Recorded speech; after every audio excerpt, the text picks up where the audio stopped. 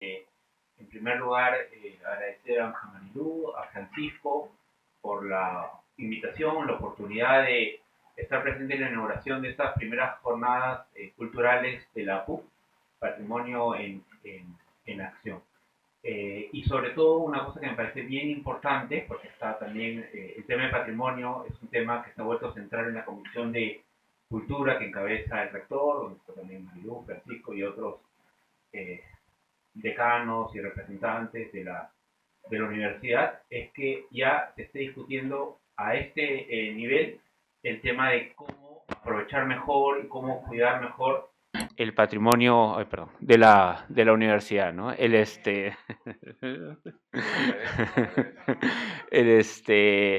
Bueno, acá no es necesario reiterarlo, insistir en ello, porque de los presentes creo que lo sabemos todos, pero esta debe ser una de las universidades con el patrimonio más vasto que debe existir, al menos a nivel regional, no solo en cantidad, sino también en diversidad, ¿no? Está acá muros precolombinos, camino inca, está más hacia la derecha, están las huacas, está todo el patrimonio también artístico, esculturas, colecciones de arte, están las casas coloniales del centro, está todo el archivo fílmico en la filmoteca, entonces dentro del campus y repartido por toda la ciudad, esta universidad tiene un patrimonio sumamente vasto que ha sido recibido y ganado y en algunos casos comprado en herencia a lo largo de todas estas décadas, ya más de un siglo que tiene la universidad, pero al recibir todo ese patrimonio, también nos obliga o nos genera responsabilidades en cuanto a cuidarlo, en primer lugar, ¿no? Acá están también los jefes de dirección de infraestructura, que hacen un trabajo importante en ese aspecto, pero también usarlo de diversas maneras, ¿no? Yo creo que uno de los retos que tiene la universidad es poder aprovechar mejor este patrimonio a nivel académico, a nivel de los cursos, los programas, pero de una forma mucho más directa.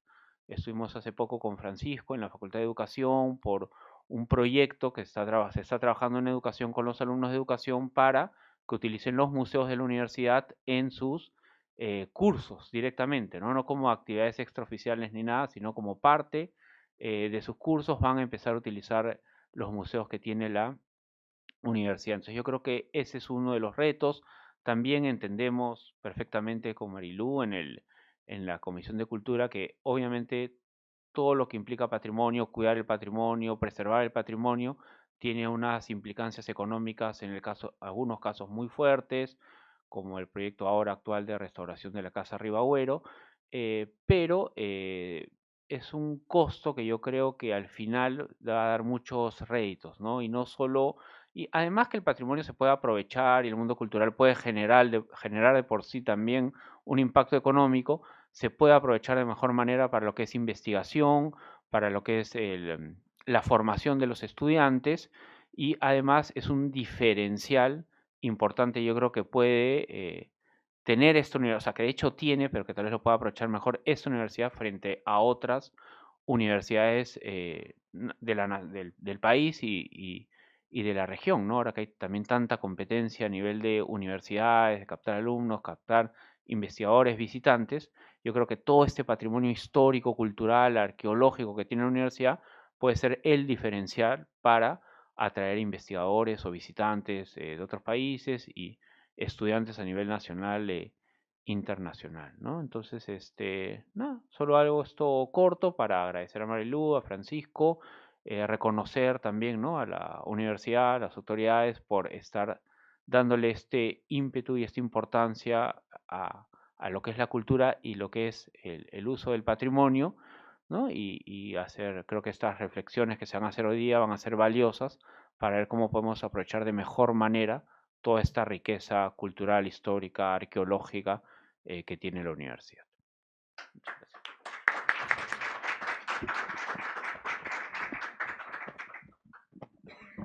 Muchas Gracias. Buenos días a todos y a todas las personas que nos acompañan el día de hoy a este acto inaugural de las Jornadas Culturales Patrimonio en Acción. Yo quería reconocer primero que en esta mesa nos encontramos 3 integrantes del Comité Cultural PUP. Este comité ha iniciado sus funciones en marzo de este año. Es un comité bastante nuevo, lo preside el rector y lo integran también la vicerrectora académica como representante de los decanos. Está aquí el doctor Francisco Rumiche, como representante del Instituto Ribagüero, el doctor Jorge Locio, pero también tenemos a una representante de los jefes de departamentos, que es la magíster Mónica Silva, a una representante estudiantil, al jefe de la oficina de creación, una especialista invitada, que es la Ula Holmquist, directora del Museo Larco. Está también en el grupo el director de la DAE, ¿no?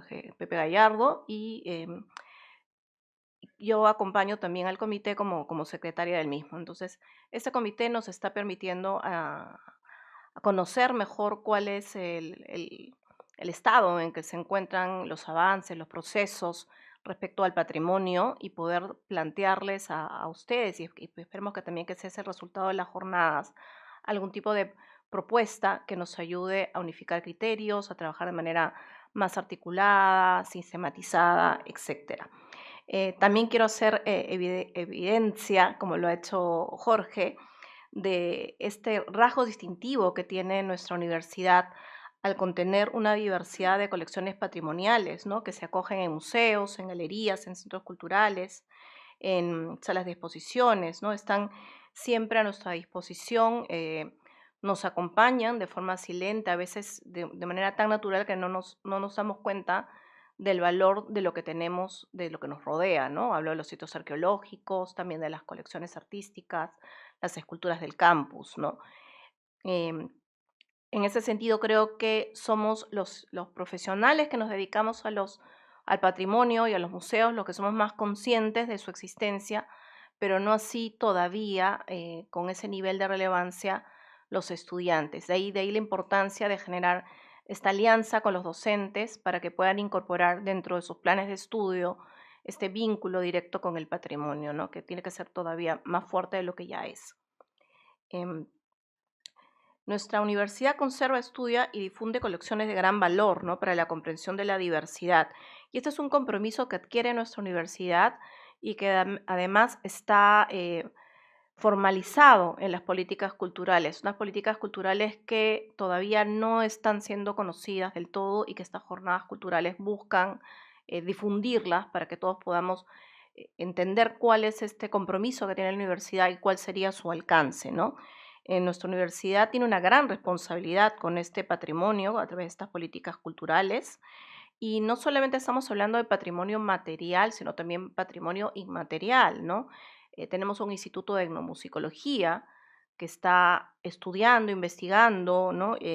Poniendo en diálogo nuestro patrimonio inmaterial.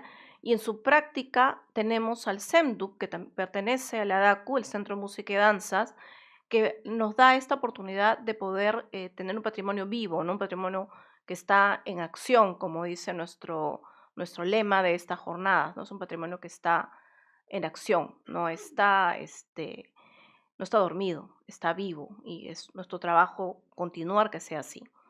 ¿No? Nuestras jornadas, las jornadas culturales Patrimonio en Acción, representan una valiosa oportunidad para reconocer también la labor que desempeñamos todos. A veces pasa que no nos conocemos o si nos conocemos no tenemos, digamos, un conocimiento claro o puntual de la labor que están haciendo nuestros compañeros y nuestras compañeras. Esta es una oportunidad para poder intercambiar esas experiencias, para poder conocer también el trabajo de los grupos multidisciplinarios, nuestros grupos de investigación, que el Vicerrectorado de Investigación promueve, ¿no? Acá tenemos a la doctora Adriana que nos está acompañando como representante, ¿no? De estos grupos. Tenemos centros de investigación, ¿no? Como el Instituto Ribagüero, que hacemos también un trabajo de gestión de colecciones, están en los museos, pero también están en los gabinetes de investigación. No están accesibles aún, pero podemos hacer que estas colecciones que están en depósitos, que se encuentran en ambientes que no están en acceso público, como por ejemplo el, el patrimonio fotográfico o el patrimonio audiovisual que guarda la Facultad de Ciencias de la Comunicación, tengan que tener algún tipo de actividad, de visibilidad y de conexión con el estudiantado. No podemos nosotros solamente ser entes receptores de colecciones. Tenemos que hacer que esas colecciones estén vivas, que estén conectadas al público, y esa labor la vemos de manera eh, muy lograda en los museos, ¿no? Aquí nos acompaña Milagritos Jiménez, directora del Museo Josefina Ramos de Cox. También está aquí Claudio Mendoza, director del Museo de Artes y Tradiciones Populares Luis Repeto Málaga, cuya labor educativa, su labor también de investigación, hay que traerla también hacia el campus, ¿no? Están en espacios lejanos, deberíamos sentirlos más cercanos. Vamos a tener una oportunidad de acercarnos a ellos el día viernes, mañana. Va a salir un bus de aquí a las 9 de la mañana, así que los invito a registrarse para ir todos a conocer estos espacios, ¿no? Milagritos nos va a ofrecer una visita guiada, Claudio también, a través de la exposición de retablos. Y finalmente con esta actividad vamos a cerrar nuestras jornadas, ¿no? Em, para nosotros es muy importante que podamos revisar cuáles son todos los aspectos de patrimonio que tenemos, ¿no? Porque hay patrimonio, pero también hay creación y también hay vínculo con el arte, hay vínculo con la tecnología. Hay que empezar a hacer que los estudiantes de alguna manera empiecen a interesarse quizás la creación y la tecnología sea el puente que se necesita para que ellos se comprometan más y tomen esta herencia, ¿no? Que nosotros les estamos cuidando, les estamos trabajando. Entonces, no sé si hay docentes aquí presentes, pero si los hay, los invitamos a conocer estas experiencias de trabajo, a vincular sus programas de estudio con las diversas propuestas y enfoques sobre el patrimonio cultural que vamos a compartirles el día de hoy. A los estudiantes, si nos acompaña, creo que por ahí hay un par, que se acerquen de manera curiosa a nuestro patrimonio. Vamos a ofrecerles también formas innovadoras y creativas de promover nuestra experiencia cultural, y estamos deseosos de también de escuchar qué propuestas también nos traen ustedes, ¿no? A nombre del grupo organizador Las Jornadas Culturales, nosotros agradecemos su presencia. Voy a cederle la palabra al decano, a Pancho Rumiche, para que les pueda ya invitar al inicio de estas jornadas. Muchas gracias. Gracias, Marilu. Gracias, Jorge. Muy agradecido también con la invitación para estar el día de hoy aquí y también para formar parte de este comité cultural de nuestra universidad. Yo vengo como representante de los decanos en este comité, cuya misión es velar por el cumplimiento y la implementación de la política cultural. Una política que se remonta, recordará Jorge, ¿no? Hace un poco más de 2 años que se vio en Consejo Universitario. Se conformó un grupo multidisciplinar ahí, muy, muy rico, muy dinámico, que justamente trabajó en esa política, ¿no? Y ya ahora es una realidad y la idea con este comité es que justamente velemos por la implementación de esas políticas, ¿no? Y este evento en particular, el día de hoy, contribuye, además, por supuesto, en este objetivo importante de la política, con nuestro modelo educativo. Hace poco hemos tenido un evento también de los avances en la implementación del modelo educativo y en particular todo el aspecto cultural está relacionado con un eje transversal del modelo educativo, ¿no? Que es el de justamente poner en valor la cultura, el arte, el patrimonio y poder acercarlo a nuestra comunidad para que realmente forme parte de la formación integral de nuestros estudiantes, ¿no? Es algo que ya se mencionó, lo tenemos aquí vivo y deberíamos aprovecharlo en toda su extensión, ¿no? Y también contribuye con el objetivo 3 justamente de la política cultural, que es el de visibilizar todo lo que tenemos y ponerlo al alcance del ciudadano común y en particular de nuestra comunidad universitaria. Y allí, como decano de la Facultad de Ciencias e Ingeniería, quería enfatizar un poco, ¿no? Esta relación tan rica y dinámica que existe entre la tecnología y el arte, la cultura en general, ¿no? Herramientas como por ejemplo el escaneo 3D, la digitalización, nos ayudan mucho hoy en día para poder preservar y difundir el patrimonio cultural, ¿no? O por ejemplo las plataformas online nos dan la posibilidad de tener museos a disposición, ¿no? De una computadora, que es algo que hay que seguir aprovechando para poder difundir al máximo nuestro patrimonio cultural, ¿no? Y viceversa, la tecnología que se desarrolla también toma muy en cuenta diversos aspectos culturales, ¿no? Por ejemplo, hay estudiantes que están desarrollando acá diferentes proyectos, entre ellos un equipo para a partir, digamos, de la lana de las vicuñas obtener un hilo para los pequeños productores que se encargan de esto. Y uno de los aspectos fundamentales, ¿no?, para que realmente esa tecnología se implemente en las comunidades ha sido considerar en su diseño, en los colores de los equipos, en la forma de los mismos, la cosmología andina justamente, ¿no?, de esas comunidades, ¿no?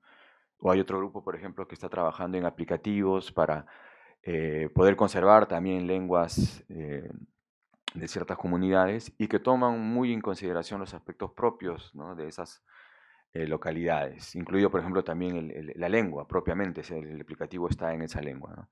Entonces existe una relación muy, muy dinámica que se genera ahí entre la tecnología y la cultura, y parte de eso es lo que vamos a ver el día de hoy justamente en estas jornadas culturales, ¿no? Como ya lo mencionó Marilú, es una apuesta institucional para visibilizar nuestro patrimonio, para acercarlo más a nuestra comunidad y hacerlo parte de nuestro día a día, docentes, estudiantes, trabajadores, que puedan conocer todo lo que tenemos y hacerlo parte de esta comunidad universitaria. Y en ese sentido, quería invitarlos ya para ir terminando y pasar propiamente a la parte ya de las exposiciones, a que disfrutemos el día de hoy de este evento, pero también seamos parte de su promoción, ¿no?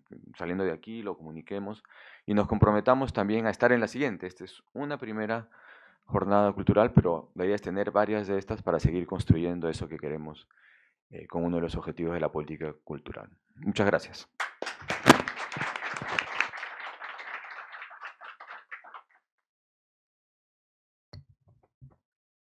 Bueno, muchas gracias a todos. Los invitamos a disfrutar de la segunda mesa. Nosotros retiramos y damos pase al nuevo panel.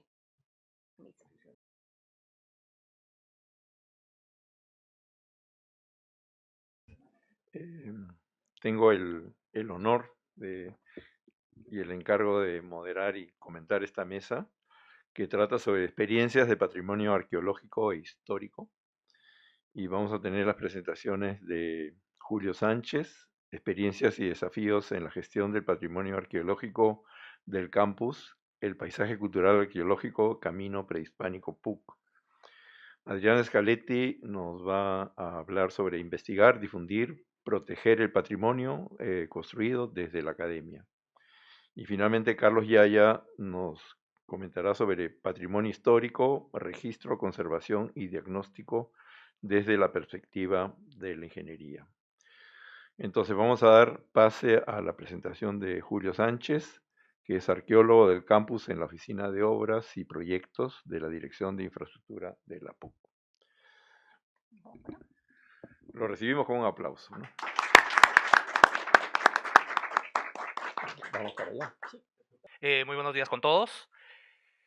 La presentación que hemos elegido para estas jornadas culturales es como es uno de nuestros proyectos insignia dentro de la Dirección de Infraestructura por la implicancia que conlleva tener una porción del patrimonio cultural de la humanidad dentro del campus universitario. ¿Correcto? Nosotros desde Infraestructura nos encargamos de la gestión, administración, desarrollo de proyectos, intervenciones, conservación, mantenimiento y diferentes alcances que involucra la gestión del patrimonio arqueológico. Consideremos que dentro de la Universidad Católica nosotros tenemos 3 sitios arqueológicos. El primero, la Huaca 20, que se encuentra en la zona norte del campus, que estuvo compuesto por un cementerio prehispánico y con diferentes unidades habitacionales dentro de él que correspondían a la época Lima. Tenemos la Huaca 64, que es ya de periodos tardíos, que se encuentra al costado del edificio de Maestranza, que es un área pública construida por los Ichmas y después con remodelaciones, consecuencia de trabajos ya dentro del imperio de los Incas. Y finalmente el Camino Inca, que está en la zona norte, próximo a donde estamos desarrollando esta conferencia, la cual, como bien lo dice su nombre, tenía una función muy simple: ser una vía de comunicación, un camino, conectar lugares, conectar personas. A partir de eso, el Camino Inca va a tener diferentes denominaciones y va a ser declarado Patrimonio Cultural de la Nación en el 2007. Posteriormente, en el 2010, va a recibir la denominación de Paisaje Cultural Arqueológico. Y es a partir de esos años en los cuales la universidad tiene que empezar a sanear su patrimonio con las instituciones de ese momento, entonces el INC y posteriormente el Ministerio de Cultura. A la vez, la presencia de sitios arqueológicos dentro del campus conllevó a que el desarrollo de proyectos de infraestructura o mejora en infraestructura y nuevas edificaciones en el campus conlleven trámites e intervenciones arqueológicas que acompañen esas obras civiles, desde proyectos de investigación, conservación y puesta en valor, hasta planes de monitoreo, proyectos de rescate arqueológico y seguimientos, trámites de CIRAS y diferentes trámites con el Ministerio de Cultura. Entonces, ¿por qué la universidad hace eso? Dentro de sus misiones y visiones, la PUC considera el desarrollo del conocimiento, la investigación, la innovación y la creación dentro de sus alcances, formando también una formación ciudadana y humanista. La Dirección de Infraestructura, dentro de sus alcances, tiene también un compromiso con la preservación de su patrimonio cultural, tanto en el campus como fuera de él. Por eso, el objetivo que tenemos desde infraestructura es la gestión del patrimonio cultural universitario para investigarlo, conservarlo, preservarlo, ponerlo en valor, difundirlo y hacerlo propio de toda nuestra comunidad universitaria. Y por acá, por comunidad universitaria, nosotros entendemos a los estudiantes, a nuestros docentes, a nuestro personal administrativo y a los familiares de todas estas personas que en uno u otro momento llegan a visitar el campus.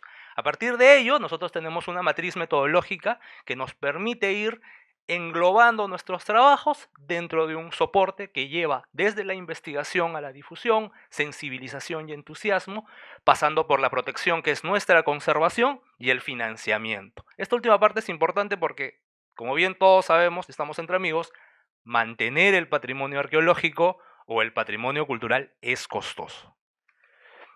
Y el trabajo de restauración o intervenciones en general también tiene un soporte teórico. Dentro de la academia estamos utilizando una restauración objetiva, teniendo claro desde el comienzo lo que queremos hacer, que son las fases del proyecto que vamos a desarrollar, entendido como un expediente técnico que va a ser aprobado por una institución, pasando por los objetivos de restauración que haremos en ese lugar, qué queremos mostrar, qué queremos conservar y qué vamos a decidir en algún momento retirar de el bien patrimonial que vamos a intervenir, cumpliendo también con principios claves internacionales, y esto qué impactos va a generar hacia nuestro principal público, que es nuestra comunidad universitaria, ¿no?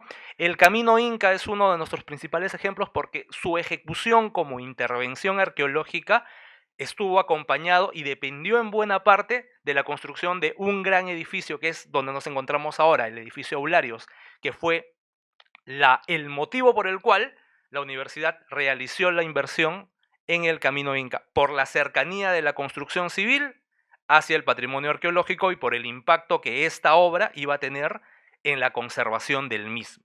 Esto conllevó a diferentes trámites y acuerdos que se tuvo entre la administración de la universidad, en ese momento la Oficina de Obras y Proyectos, con el Ministerio de Cultura y los vínculos interinstitucionales que tiene la Católica con Cultura, ¿no? Para ello decidimos hacer etapas de investigación, o mejor dicho, etapas de intervención, que van desde el diagnóstico inicial, cómo se encontraba en el 2012 el Camino Inca, a lo que queríamos llegar en adelante.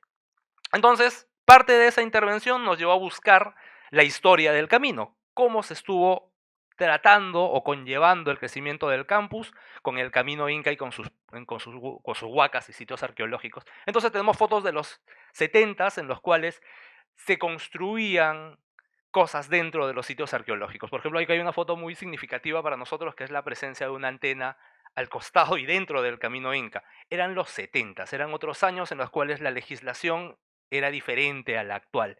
Pero también a finales de los 80s tuvimos el crecimiento de la avenida Universitaria y ya la consolidación de la avenida Ribagüero, lo cual termina de cortar el crecimiento mejor dicho, la proyección que tenía el Camino Inca, y ven allá dos huaquitas, la 62 y la 63, pues esas hoy en día ya no existen. ¿Cómo era el Camino Inca antes de intervenirlo? Pueden ver la foto de la izquierda superior, no existía el pabellón O. Y era una vista directa a lo que era la Huaca Tres Palos, que nos dio a entender también cómo este camino se estaba proyectando, hacia dónde llegaba, cuál era su dirección. Los venados en su momento convivían y estaban dentro del Camino Inca, pero curiosamente tuvimos una época en la que se dio un ataque de conejos. Hubo una invasión de conejos dentro del Camino Inca. ¿Por qué? Porque es barro y es el lugar ideal para poder hacer tus madrigueras. Entonces pueden ver en la foto inferior derecha el tamaño del conejo que se sacó en su momento y pueden ver en la inferior izquierda los huecos producidos por que eran las madrigueras de los conejos, ¿no? Exactamente. Entonces, el factor de deterioro del patrimonio pudo en un momento ser humano, por el mismo crecimiento de la ciudad y del campus, pero también tuvo agentes externos, en este caso los animalitos, que llegaron a generar en algunos lugares problemas estructurales dentro del camino. Como buen expediente necesitábamos sanear el camino, tener planos aprobados por el Ministerio de Cultura y empezar dentro de esos planos a plasmar lo que queríamos intervenir.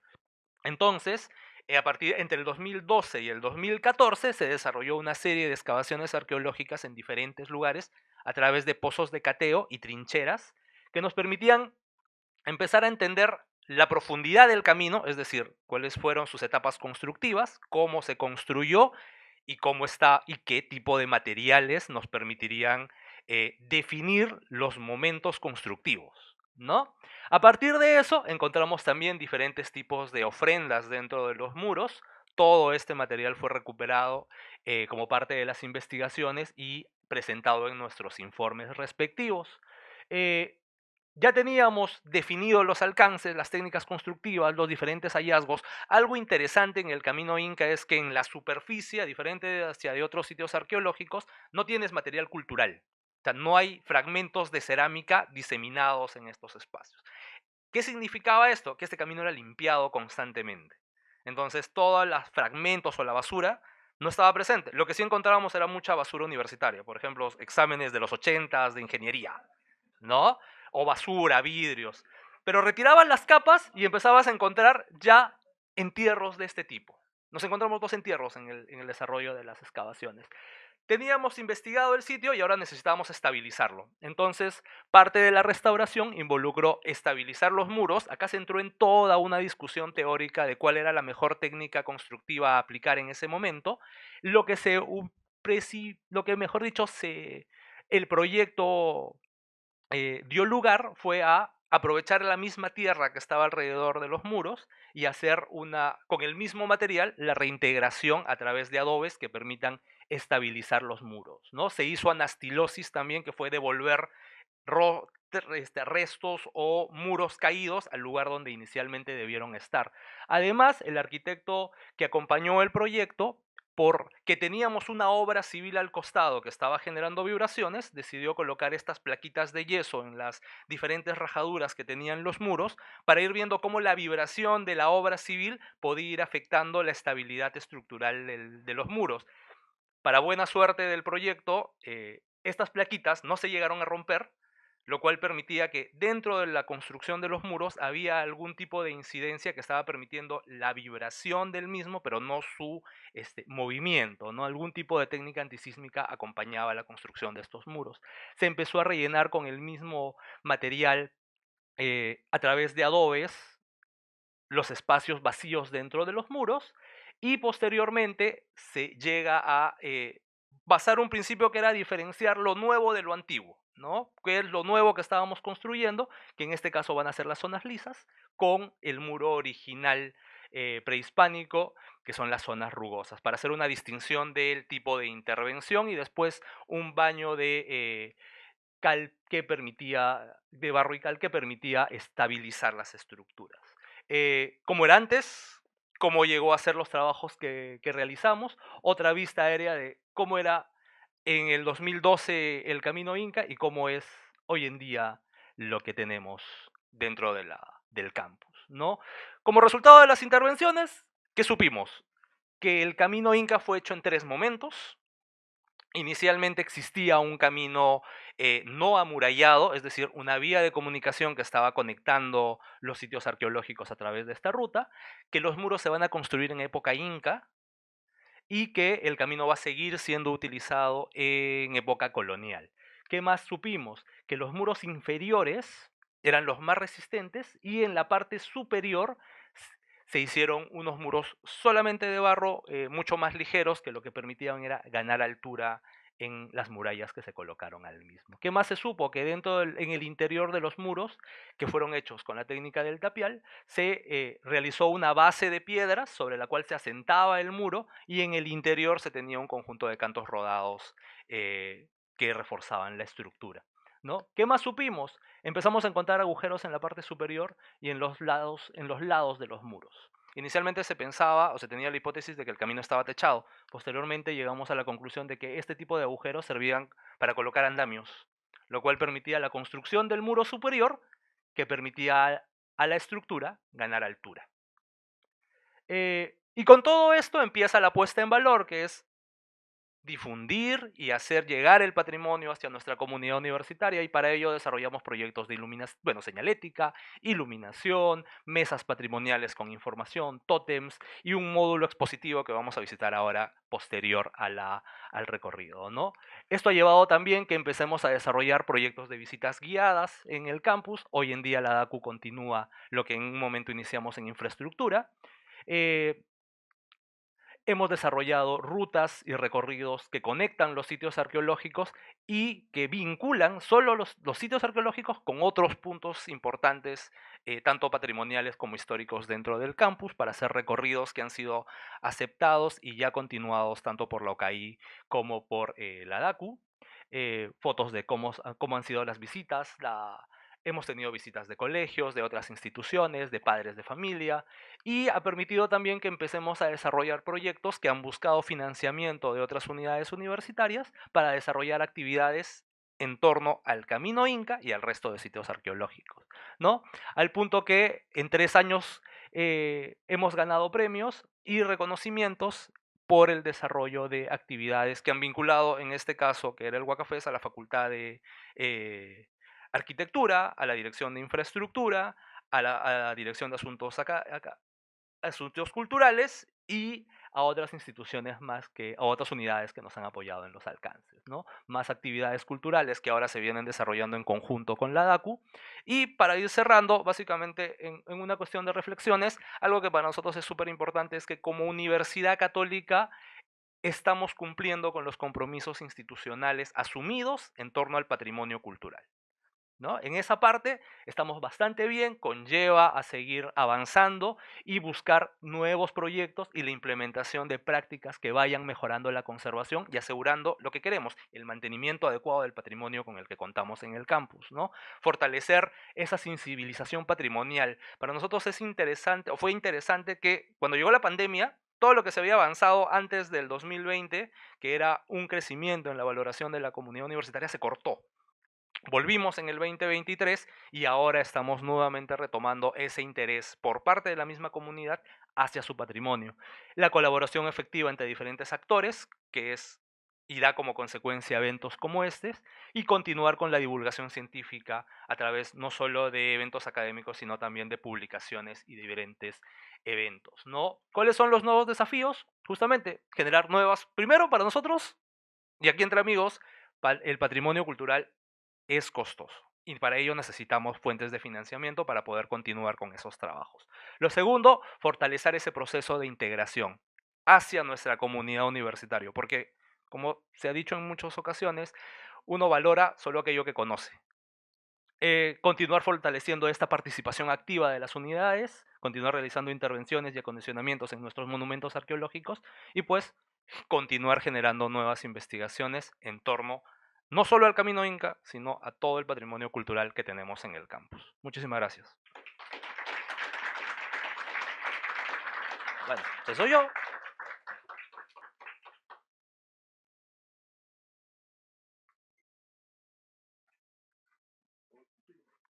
Gracias, Julio. A continuación, tenemos la exposición de la profesora Adriana Scaletti, que se titula Investigar, difundir, proteger el patrimonio construido desde la academia. Adriana es coordinadora del Grupo de Investigación Interdisciplinario Patrimonio Arquitectónico PUC. Adelante.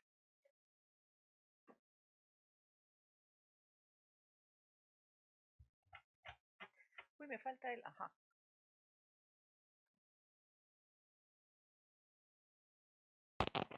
Buenos días. En principio, muchas gracias a los organizadores del evento por la invitación, a Jorge, a Francisco y a Marilu también especialmente por poder participar en esta conversación, como hace un momento decía Julio, también entre amigos.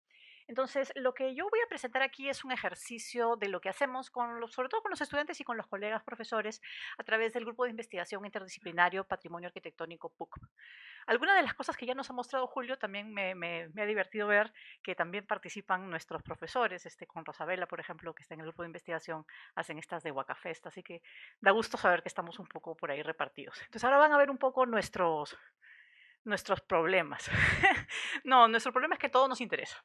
Somos un grupo de profesores de arquitectura, ingeniería, historia, geografía, teología, música, etcétera. Entonces es un grupo muy variado y también un grupo de estudiantes muy variado, lo cual significa que nuestros proyectos y nuestros intereses son amplios. Y como hace un momento decía Julio inteligentemente que el financiamiento es necesario, tengo que comentarles además que muchos de nosotros somos esta gente medio tonta que lo hacemos por amor al arte, porque como estamos todavía en investigación y no en acción, nos lo podemos permitir. Pero bueno, en fin, les cuento un poco lo que hacemos y un poco cómo ha evolucionado esta historia y por qué me parece importante que este trabajo sea también de difusión para poder convocar a más personas y poder involucrar a más comunidades. Entonces nosotros comenzamos como grupo de investigación en el 2011, que suena ayer, pero en mi cabeza me doy cuenta que son como 15 años, más o menos. Sí, el otro día me encontré a mí misma diciendo, los 70 fueron hace 30 años, y no. En fin, entonces nosotros comenzamos con un proyecto pequeño, que con más o menos el mismo grupo de profesores al inicio, que trabajaba en la zona de Barrios Altos. Hicimos un levantamiento arquitectónico, o sea, un metrado, un dibujo, de las 16 calles del Jirón Ancash y del Jirón Junín, que son los caminos prehispánicos que distorsionaron la cuadrícula virreinal en el siglo XVI. Entonces es interesante esto porque dibujamos literal todos los edificios de esas 16 calles por ambos lados. Así que fue una chamba que involucró a muchos estudiantes y que de alguna manera los incentivó a meterse en este tema. Con lo cual nuestra siguiente convocatoria, que fue un voluntariado, tuvo más o menos éxito. Nos fuimos al cementerio Presbítero Maestro, que ustedes seguro lo conocen, que es un cementerio, el cementerio oficialmente más antiguo de la ciudad, o creado cuando comenzó la gente a preocuparse por esta historia de que la gente se enterraba en las iglesias y no sonaba muy sanitario. Estamos aquí hablando de 1802 o algo por el estilo. Y nos aliamos aquí con nuestros colegas de Ingeniería para el Patrimonio y además secuestramos, porque la palabra es más o menos esa, a un geógrafo de la Huaca, de Pachacamac, para que nos prestara sus teodolitos, sus equipos, su estación total. Nos fuimos los tres, hicimos un levantamiento así masivo. ¿Por qué? Porque el cementerio Presbítero Maestro, hasta esta fecha, estamos hablando aquí del 2012 más o menos, no tenía un plano.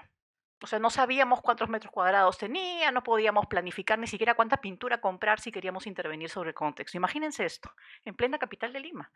Entonces, que los amigos de ingeniería fueron ahí invaluables para construir un modelo general del asunto y nosotros hicimos un levantamiento mausoleo por mausoleo, dibujando cada uno de estos edificios, edificios es de repente mucho, para entender un poco el valor que tenían en términos de objetos, el valor de su historia, etcétera, etcétera. Y nuevamente fue una experiencia muy interesante porque convocó a un número muy grande de estudiantes.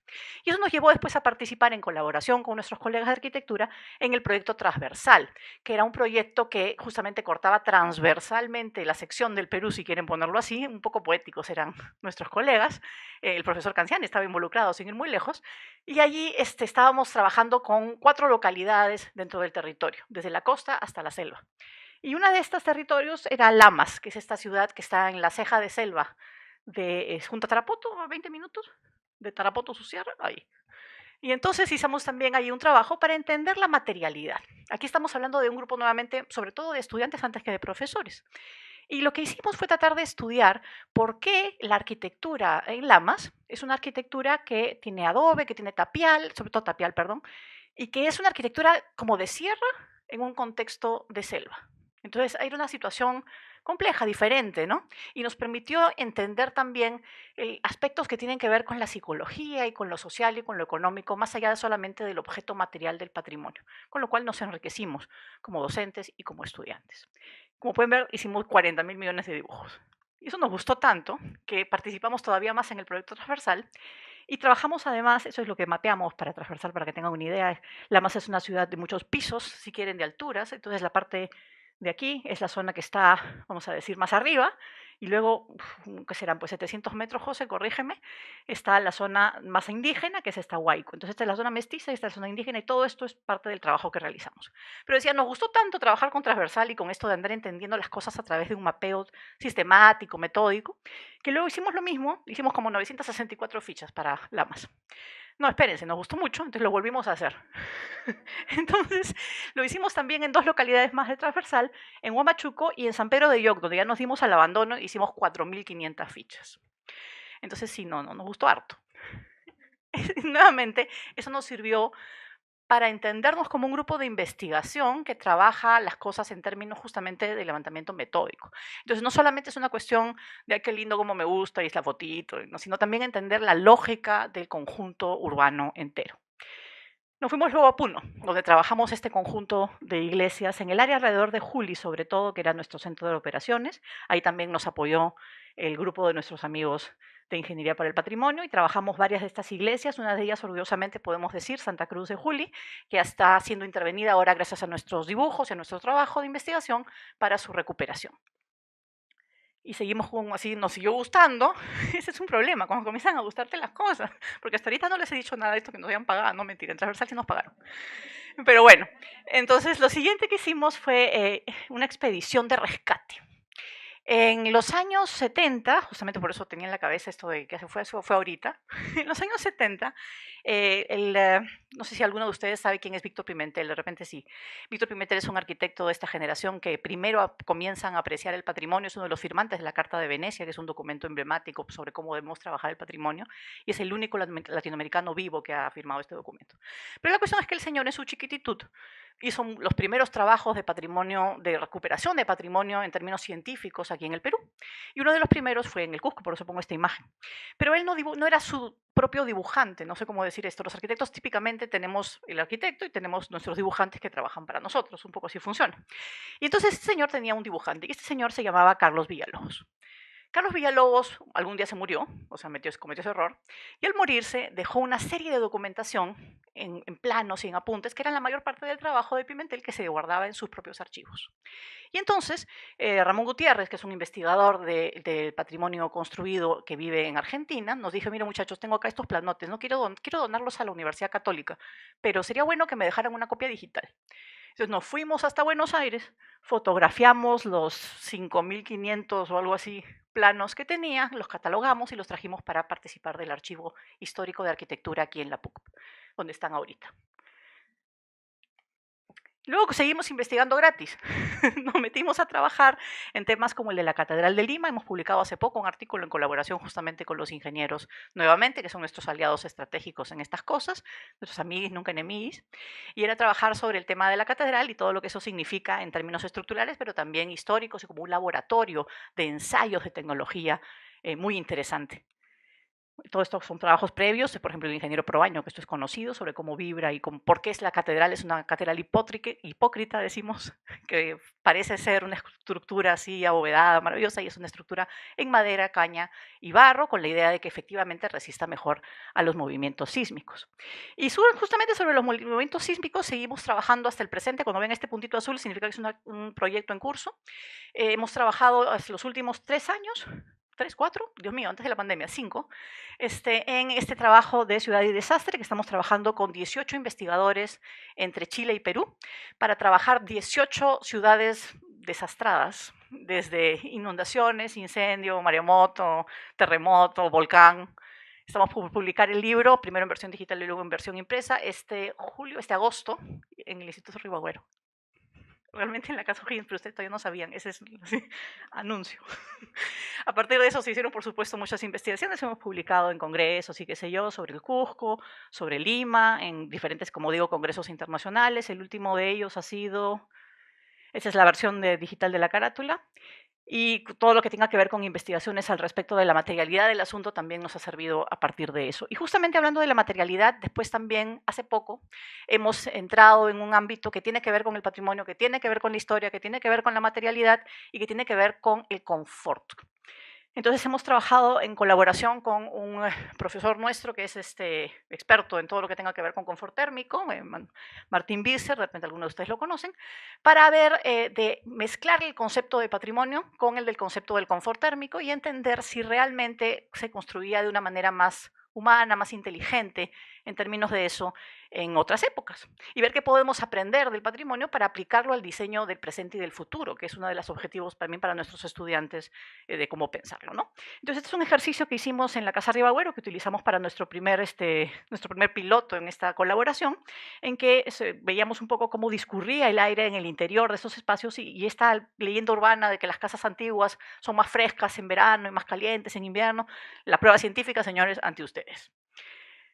Nos gustó y seguimos haciendo esto. Esto lo hemos publicado en los anales de la última conferencia en Japón con los ingenieros. Dicho sea de paso, creo que éramos los 2 únicos arquitectos en esta mancha. Y hablábamos de cómo parte de este proceso también tiene que ver el uso de la doble quincha en vez de la quincha simple, a lo que estamos acostumbrados cuando nosotros en arquitectura o en historia hablamos de las estructuras de los muros, y cómo este sistema con doble quincha crea una especie de vacío y da una mejora o no en términos de la capacidad de resistencia ambiental, de inercia térmica, etcétera, etcétera. No les voy a spoilear, léanlo por favor.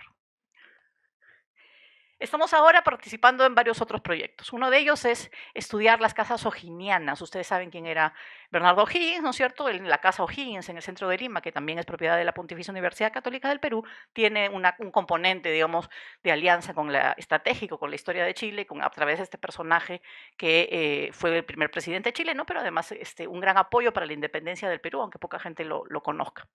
Entonces, este señor, entre otras muchas cosas, tenía no solamente esta casa en el centro de Lima, que ahora es nuestra, que fue donada por el gobierno del Perú, sino también varias haciendas en Perú y en Chile, producto pues de la herencia de Papi Ambrosio, que era virrey del Perú en algún momento, no sé si les suena. Entonces, varias de estas casas están en una situación más o menos buena y estamos haciendo un proyecto ahorita con colegas de la Universidad del Biobío y de Concepción para trabajar estas haciendas en Lima y en Perú y por lo menos documentarlas, a ver qué pasa luego con su conservación en términos materiales. Trabajamos también hace unos años, no solamente en Saxamarca, como parte de una colaboración con la DARSE, en que hicimos el proyecto justamente también nuevamente con nuestros amigos ingenieros, y en Sondondo, con el grupo de investigación Modelando el Mundo que dirige el profesor Canciani, ya tenemos también una participación de muchos años, trabajando este tema que dirige el profesor justamente Canciani, Paisajes Culturales del Valle de Sondondo, y donde varios de nuestros investigadores también están participando con investigaciones anexas o que tienen que ver con el asunto. Eso es una cosa mucho más compleja, mucho más territorial, que implica una serie de otras consideraciones, pero que entra dentro del ámbito de nuestros intereses. Ahora también estamos comenzando recién un proyectito de memoria y olvido en Ayacucho, pero en otras partes del Perú, y en Ayacucho estamos pensando en hacer una reconstrucción virtual de la ciudad histórica porque es parte de esta investigación. Ya te fastidiaremos seguramente, Rumiche, al respecto, pero bueno, en fin, es un proyecto recién comenzando. Y continuamente estamos además haciendo pequeños y grandes eventos para interesar, porque ese es justamente nuestro trabajo. Tenemos que involucrar personas, ver que eso les llame, les llegue, les dé curiosidad justamente. Y uno de estos pequeños proyectitos es Ciudades Imaginarias, que es un proyecto que empezamos en el 2017, me parece, sí, y que busca justamente mezclar los intereses más, vamos a decir, más nerds, estamos nuevamente en confianza entre amigos, de nuestros colegas, arquitectos, ingenieros, arqueólogos, etcétera, grandes de ellos fans de pues, Star Wars, Star Trek, los Anillos, todas estas así que, no sé, a ustedes también les gusta. Entonces, ¿cómo conectarlo con el estudio de la arquitectura? ¿Cuál es la relación con lo que ha pasado, lo que pasará en términos de diseño? ¿Qué significa esto? ¿Cuáles son estos valores que podemos aprender, que podemos sentir cercanos a través de estas actividades de cultura popular, por ejemplo, y cómo esto se transmite y se transforma en las ciudades que vivimos y que vemos? Entonces, este es el afiche de la primera vez que lo hacemos cada año, a veces una época lo hicimos 2 veces al año, pero esto fue la primera vez. Y estamos pensando en la publicación, estamos armando una publicación al respecto que ya debería salir el próximo año. Además, hemos organizado una maestría y un ejercicio de trabajo con nuestras colegas de la Red Peruana de Universidades que se llama Mapa Perú, que estamos haciendo todos los agostos. Este año es el segundo, vamos a hacerlo en Cusco, el año pasado fue Arequipa, el siguiente año será Trujillo, en el que se llevan a determinados, no se llevan, 20 estudiantes nuestros. En el principio, por ahora de arquitectura, vamos a ver si conseguimos convencer a otras unidades. Los llevamos a un sitio dentro de esta red de universidades peruanas y allí nos encontramos con otros 20 estudiantes de las universidades locales y hacemos un proyecto local. Entonces, este año, año pasado, como digo, hicimos Arequipa con la Universidad Nacional y la privada de Arequipa y la nuestra. Entonces, en total éramos 60 personas, 60 estudiantes con sus profesores. Este año vamos a hacer Cusco, en que tenemos a las arequipeñas con las que trabajamos, Lima y Cusco, y el siguiente será Trujillo con toda esta gente y hacemos creciendo, creciendo y creciendo. Entonces, eso es un poco el propósito y hacia allá vamos. Estas ideas finales son las que utilizamos típicamente con nuestros estudiantes, así que para ustedes van a ser Chancay de A20. Eso no son ninguna novedad. Es importante conocer, por supuesto, es importante involucrarse, por supuesto, pero es importante también entender la vastedad de lo que estamos enfrentándonos. No solamente en términos de disciplina, porque estamos hablando aquí de disciplinas amplias, diversas, complejas, donde se involucran ahora incluso tecnologías muy modernas, desde el chat GPT hasta el levantamiento, digamos, topográfico a nivel digital. O sea, hay cosas que de todas maneras van a ser cosas que no sabemos, eso es lo que quiero decir con esto. Entonces es indispensable que colaboremos y trabajemos juntos. Uy, me pasé. Y siempre me encanta terminar esto citando a nuestro poeta nacional. Hay mucho que hacer, entonces hay que ponerse a trabajar. Muchas gracias.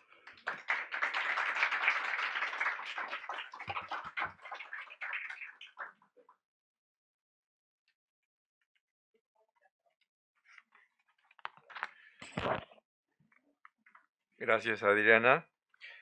A continuación tenemos la exposición Patrimonio Histórico, Registro, Conservación y Diagnóstico desde la perspectiva de la ingeniería. La exposición está a cargo de Carlos Yaya, que es profesor especializado del Grupo de Investigación Ingeniería y Patrimonio. Adelante, Carlos.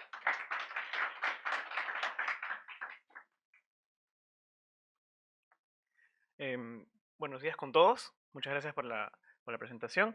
Vamos a ver, en este caso, la presentación que he preparado es básicamente sobre el patrimonio histórico desde el punto de vista de la ingeniería. Yo pertenezco al grupo de investigación sobre el análisis avanzado de ingeniería para la conservación del patrimonio, más conocido como ingeniería y patrimonio, porque es bien largo y la verdad casi nadie se lo recuerda.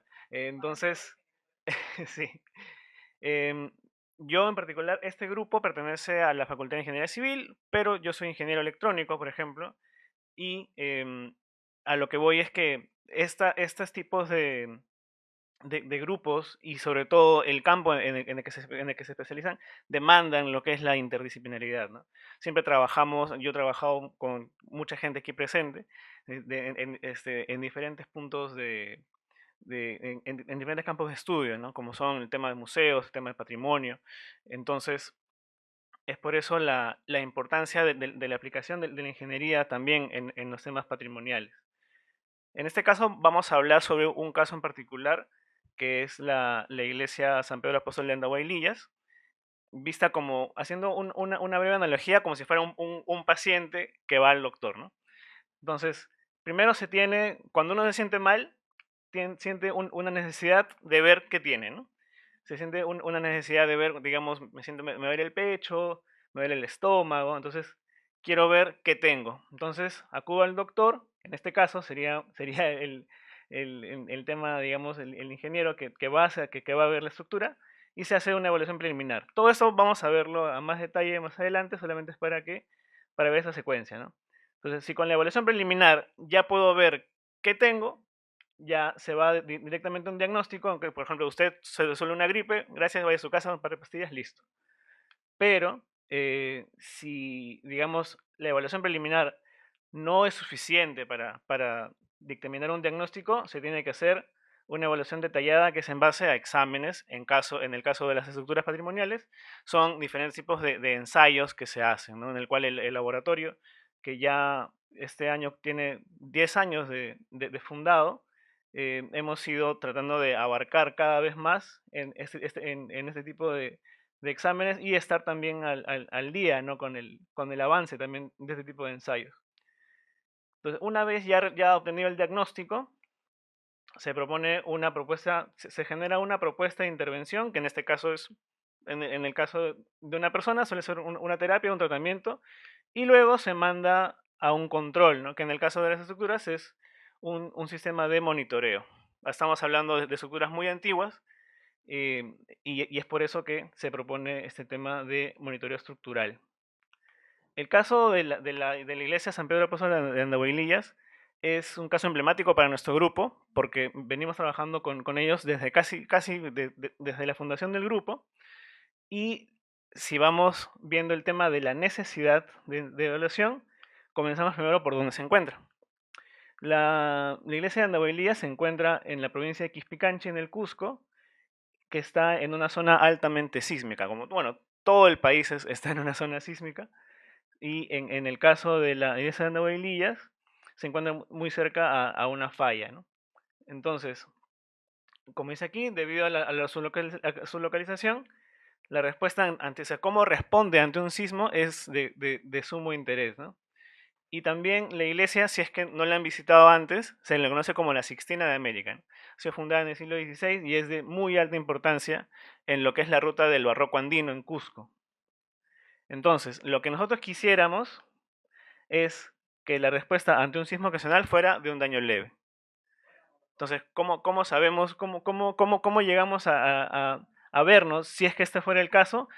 Ahí es cuando se empieza a hacer los ensayos, digamos, el análisis, que es primero el análisis preliminar, ¿no? ¿Qué cosa ya sabemos?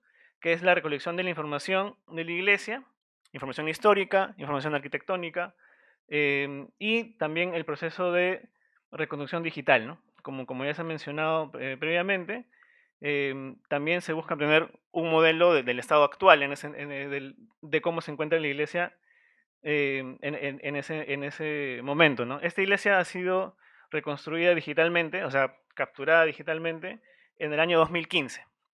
El primer levantamiento que se hizo fue en el año 2015 y... ya me está pidiendo permiso, no sé si me pueden apoyar ahí. A ver, a ver.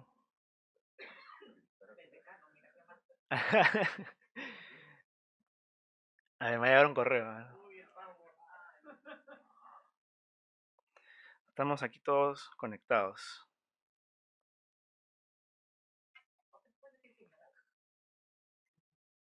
A ver. Debe llegar un correo, no sé. Acá está, solicitud de compartir, ¿no? Estamos. Compartir. A ver. Con F5, quizás. Ya. Presentación, por favor. Disculpa. Muchas gracias.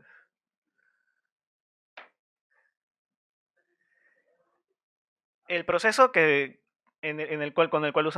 con el cual se hizo la recolección de información fue el de fotogrametría y escaneo láser. En este caso vamos a hablar netamente de fotogrametría. Se hace una secuencia de fotos, en este caso fue una secuencia de fotos aéreas. Presten mucha atención al estado de la iglesia. Esto fue en 2015.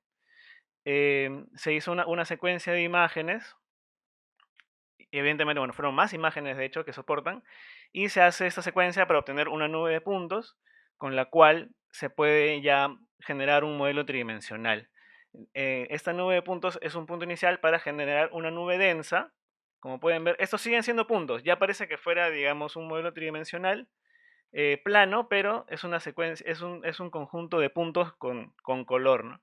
Luego ya se pasa a lo que es una malla tridimensional y este tipo de modelos ya, digamos, son un insumo para otros tipos de análisis o simulaciones e incluso se usa ya para hacer réplicas, ¿no? Como ya viendo temas como ahora que está muy en boga el tema de la impresión 3D, también se ha generado réplicas en base a estos modelos geométricos obtenidos con fotogrametría, ¿no? Y es el modelo final, el modelo texturizado. Entonces, todo esto es parte del levantamiento preliminar de la iglesia y eso es el exterior. El interior se ha hecho con un recorrido 360. No lo estoy poniendo ahorita, pero les invito a apuntar con sus cámaras al QR para que ustedes mismos puedan acceder al recorrido de la iglesia. Este recorrido fue hecho posteriormente, se hizo en el año 2018 como un proyecto, como parte de un proyecto CAP, en el cual se trabajó con la Facultad de Educación, con el cual se hicieron fichas también para usar recursos como realidad virtual, recorridos 360, en actividades educativas para promover o difundir el tema patrimonial, ¿no? No sé si, bueno, les invito a que lo revisen, por ahí creo que también están chequeándolo.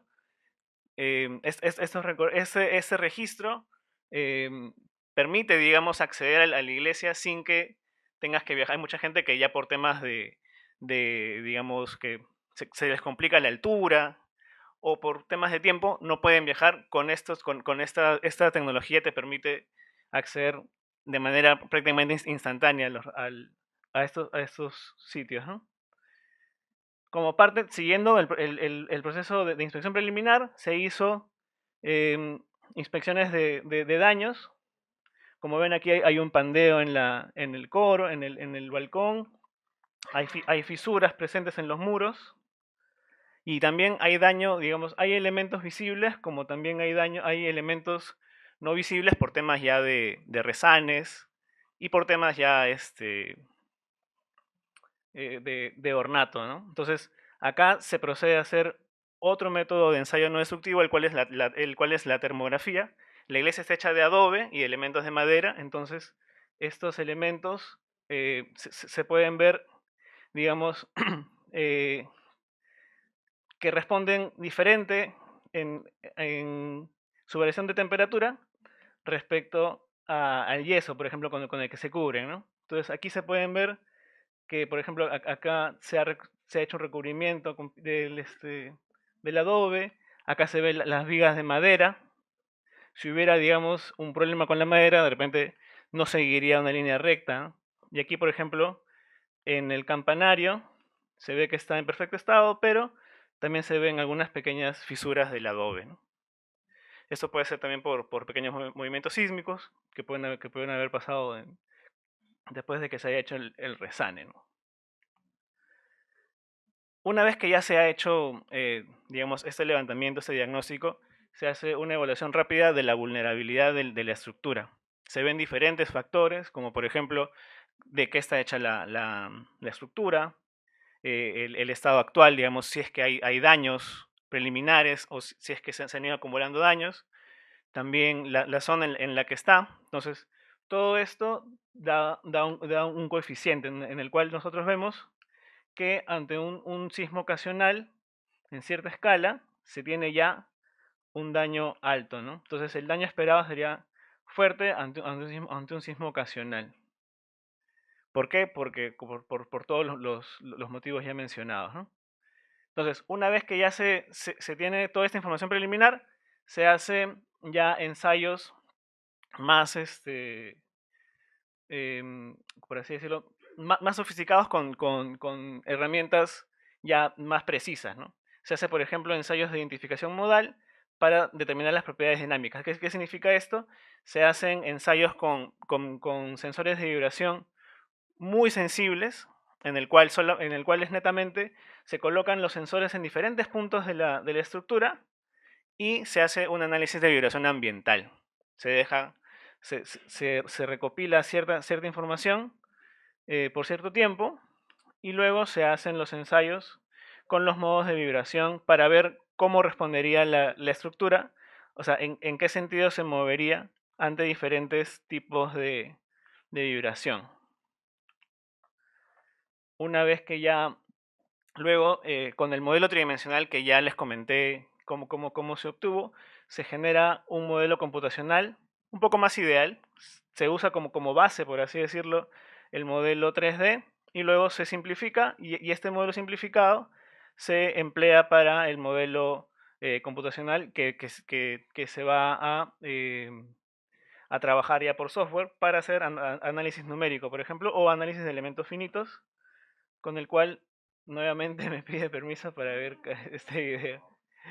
Disculpen, a ver.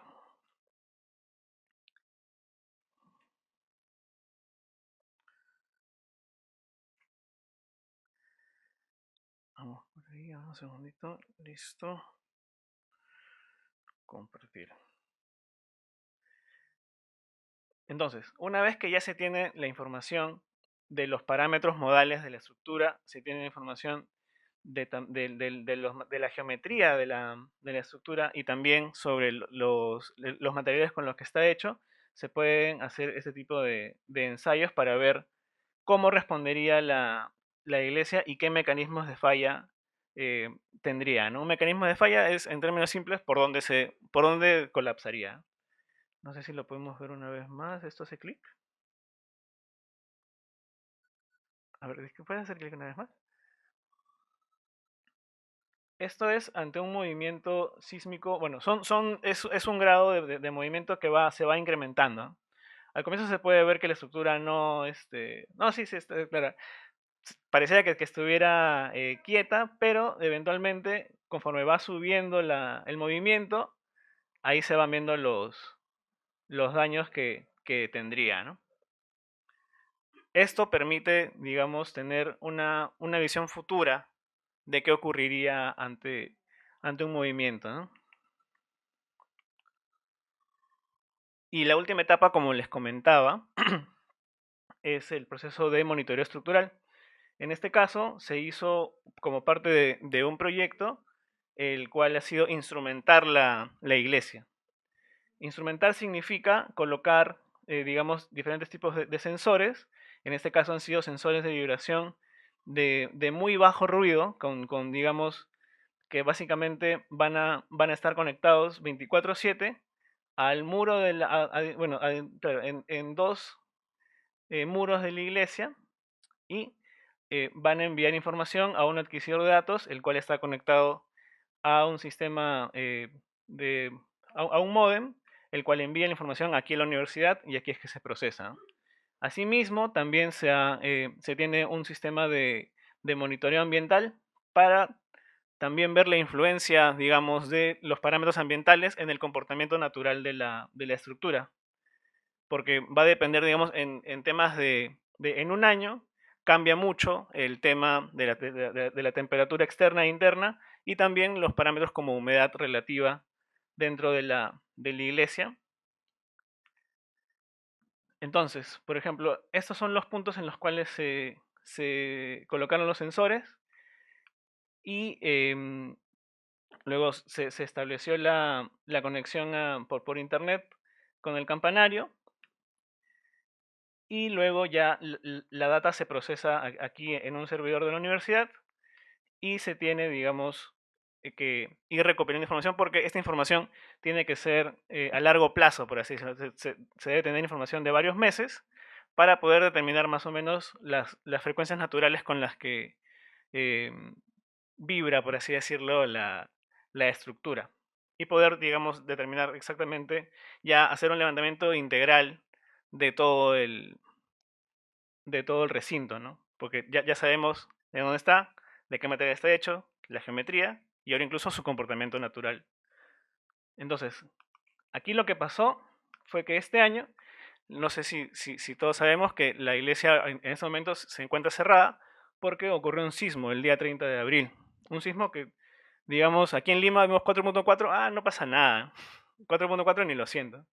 Pero en este caso, el tema en Andahuaylillas es que los sismos suelen ser de baja profundidad y de alto movimiento y de alto impacto, digamos, en la superficie.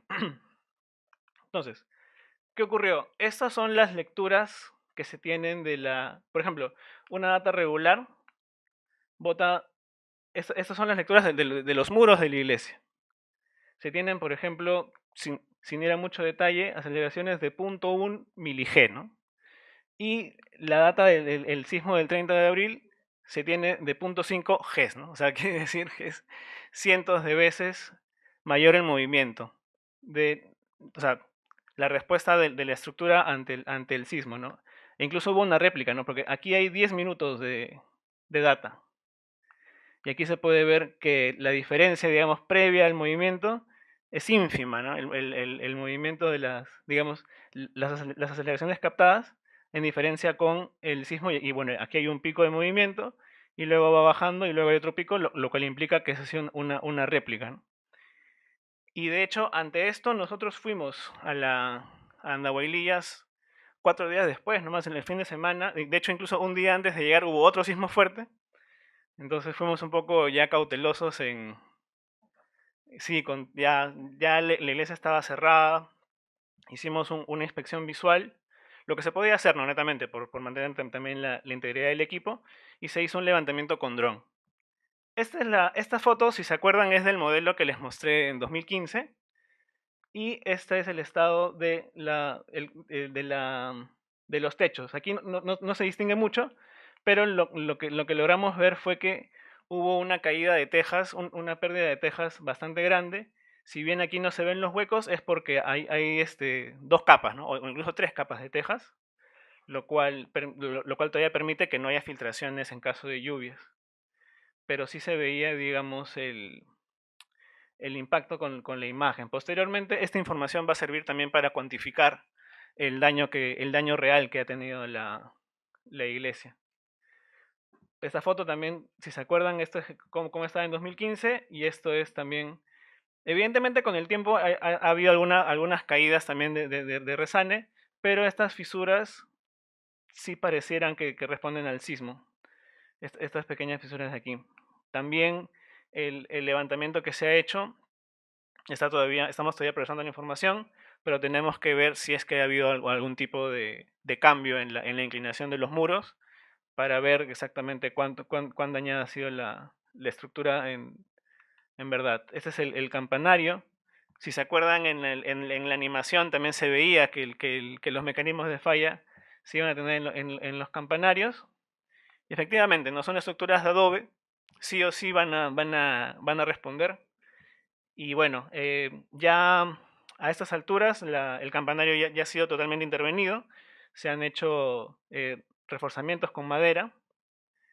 Y bueno, esas fotos no las, no las pude poner, pero sí ya se han hecho los trabajos de intervención correspondientes, ¿no? Ante esto, nosotros estamos trabajando actualmente en una propuesta de instrumentación. Estamos viendo de actualizar el sistema de adquisición de datos con 6 sensores, ya cubriendo mayores partes de la estructura y dando más énfasis en las torres, porque nosotros estábamos enfocados en los muros, pero ahora con la respuesta del sistema y también con el modelo que se tenía, estamos viendo que el elemento más crítico ante sismos es la torre, ¿no? Y también estamos viendo de agregar un sensor triaxial en la base, porque eso también nos da un input de exactamente cómo es el movimiento y poder compararlo con la respuesta de la estructura. Y bueno, también estamos viendo de agregar fisurómetros porque, como les mencionaba previamente, hay ciertos hay ciertas fisuras que tenemos que comenzar a vigilar como parte, digamos, de este monitoreo, como si fuera, digamos, una persona, ¿no? Como les decía la analogía al comienzo de la presentación. Y bueno, esa es la presentación. Muchas gracias.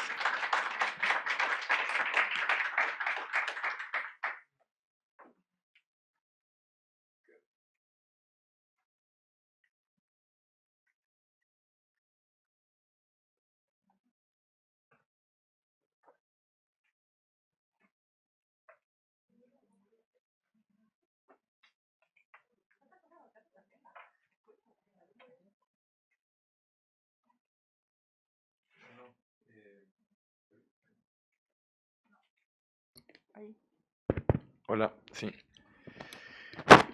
Bueno, agradezco la convocatoria y a esta moderación, pero también a hacer algunos comentarios. Antes que nada agradecer y aprender de lo que han expuesto los colegas sobre el tema del patrimonio. El patrimonio que empieza simplemente como la identificación de estos bienes que son monumentales y comienzan a reconocerse, estamos hablando de siglo XVIII, siglo XIX, comenzamos a ver que comienza a diversificarse y a ampliarse. De los monumentos pasan a ser centros históricos, pasan a ser transformaciones territoriales, infraestructuras, paisajes y bienes muebles, inmuebles, patrimonio cultural inmaterial, intangible, etc. Y el patrimonio se hace cada vez más complejo, más amplio y al mismo tiempo transversal y requiere de estas miradas transversales, interdisciplinarias, ¿no? Y quizás empiezo por lo último expuesto, que nos hace ver la importancia de las ciencias y las ingenierías en alianza, por ejemplo, con la conservación del patrimonio edificado, ¿no? En todas estas sofisticadas técnicas de lectura, de, de intervención, en muchos casos que no afecta la estructura ni el patrimonio, a diferencia de lo que se hacía antes, ¿no? En generar diagnósticos que permiten algo fundamental, que es la prevención, ¿no? El reforzamiento estructural preventivo, no reaccionar cuando ya el daño está hecho, sino adelantarse al daño y prevenir qué se tiene que hacer. En fin, entonces creo que por ese lado hay muchísimo que hacer, muchísimo que aprender, y es muy loable el trabajo con todos estos instrumentos, ¿no? La disponibilidad que tiene la tecnología actual, digital, la posibilidad de usar fotografías satelitales, cosa que hasta hace unas décadas era imposible, usar la fotogrametría de unas nuevas maneras a través de los drones, o sea, los instrumentos que tenemos a mano son importantes, pero creo que lo importante también es recordarse que no son los instrumentos, sino es el diseño que nosotros hagamos de esos proyectos y la trascendencia que tiene para la conservación de este legado, y por el otro lado la gestión de este y el uso social en diferentes ámbitos que tiene el patrimonio, ¿no? Y en ese sentido, bueno, he trabajado muchísimo con Adriana, y me parece que este aspecto del registro, ¿no? Del análisis tipológico, morfológico de lo construido, es fundamental, ¿no? Porque esos catálogos no son simplemente catalogar las cosas y ordenarlas, sino es también entenderlas, ver sus valores, sus potenciales, y al mismo tiempo permitirnos establecer mecanismos de gestión, ¿no? Porque, digamos, en nuestro país estamos muy acostumbrados a colocar la etiqueta de patrimonio, pero luego desentendernos y no saber qué hacer con ellos.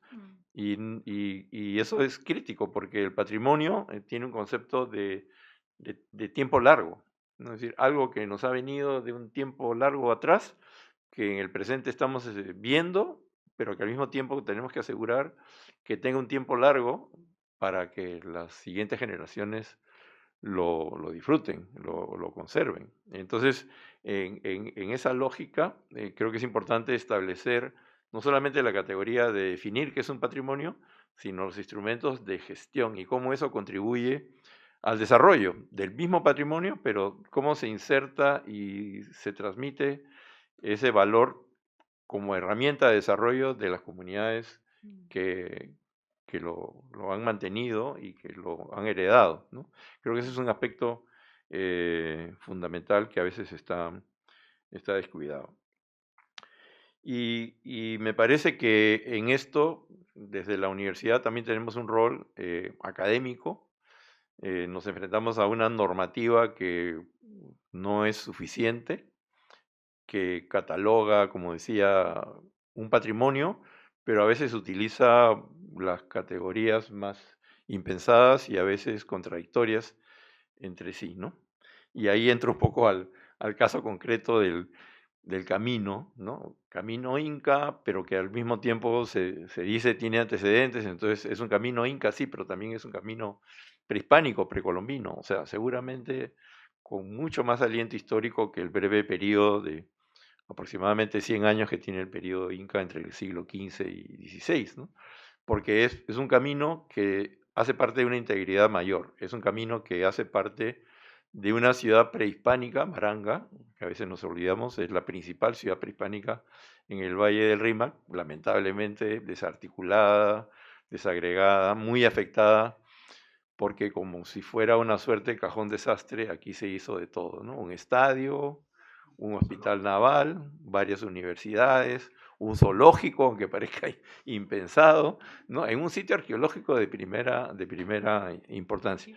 Una ciudad que empieza en el siglo I y termina en el siglo XVI, o sea, aproximadamente de 1500 años de vigencia y de antigüedad, ¿no? Entonces creo que por ahí entramos un poco a discutir esas denominaciones o las categorías, ¿no? Paisaje cultural arqueológico, o a veces se nos dice en el Ministerio de Cultura que eso es un paisaje arqueológico, y el paisaje es algo que no está en el subsuelo, y a veces el Ministerio de Cultura, para definir si eso es patrimonio cultural, un paisaje cultural, pues manda un arqueólogo para que excave en él y a ver si encuentra algún cacharro o algún conchal, y eso es absurdo, ¿no? Entonces, eso sucede en los humedales de Puerto Viejo, en las ollas de Chilca, que son evidentes que son patrimonio de paisaje cultural y que han sido narradas por los cronistas, ¿no? Lizárraga, Cieza de León, etcétera. Entonces, creo que también en ese ámbito tenemos que ampliar las visiones y asumir un rol crítico, ¿no? El camino es parte era parte de un paisaje cultural, ¿no? Y entonces creo que también eso es algo que debemos hacer. Creo que ha habido una concentración objetiva en el camino. Y eso también es otro riesgo. El camino se convierte en un objeto de museo, se desagrega del resto, ¿no? Y de alguna forma, bueno, yo he tenido algunas opiniones críticas y creo que no solamente yo, sino también creo que el ingeniero Carlos Vargas Newman, por ejemplo, en el hecho de usar adobe, si bien con la misma tierra de los muros, pero el adobe tiene otra dureza, otro índice de compactación y puede convertirse en un arriete en un evento sísmico, por ejemplo, con las estructuras del tapial, que además es un tapial bastante particular, de baja densidad, bastante poroso, y etcétera. Entonces, y de otro lado, aunque parezca mentira, tengo colegas arquitectos que a veces me preguntan, ¿pero ese camino tiene los muros de tapial o de adobe? Porque entran en trompo y en confusión, porque esas partes reconstituidas en adobe les parece que eran parte sustantiva del edificio, ¿no? Es lo mismo que pasa con la Huaca Pucllana, que los restauradores nos han ofrecido una restauración del relleno constructivo de adobes y mucha gente confunde eso con esa textura de adobitos con la fachada, que obviamente no era esa, porque las fachadas eran enlucidas e inclusive pintadas, ¿no? Pero entonces hay una distorsión en la imagen y cómo se presenta el monumento que me parece importante discutir. Y en este sentido, creo que el camino, que está muy bien conservado, y es loable que así lo sea dentro del campus, presenta algunas contradicciones, porque como decía Julio, se conecta visualmente y físicamente, o se conectaba, con la Huaca Tres Palos, porque era parte de una red de caminos. Pero si vamos a ver, la visual está afectada por edificios relativamente recientes. El edificio de ingeniería electrónica, me parece que es, pues está, para nosotros como arquitectos, es impertinente. O sea, está construido muy próximo al camino y está emboquillando la visual e impide ya la conexión visual con su inmediato paisaje, que es la dirección a donde va, que es la Huaca de Tres Palos. Y si vamos al lugar, hay muros y muros. O sea, la universidad no puede segregarse hacia sus exteriores. Entonces, por ejemplo, si entramos por la puerta de Ribagüero, nos encontramos que hay una reja metálica que permite casi una total transparencia. Si seguimos avanzando, pues hay estos cercos prefabricados llamados UNI que permiten cierta transparencia. Si vamos a ver a dónde termina el camino Inca, nos vamos a dar con la sorpresa que es el único lugar donde ese muro está cubierto de paneles de triplé en mal estado y pintados de gris. O sea, se ha invisibilizado el camino hacia dónde va y se ha invisibilizado la visión que hay de Ribagüero hacia el camino, ¿no?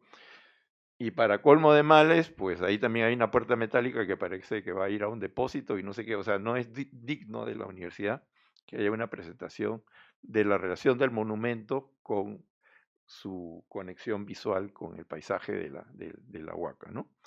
Y para colmo de males hay un murete que parece el terminal de un ferrocarril, un muro que parece que ahí se interrumpe la vía. Vayan a verlo. Creo que son cosas que que afectan la calidad de cómo se presenta el monumento, ¿no? Y ya, sin entrar en tantos detalles, también hay construcciones que son de alguna forma impertinentes.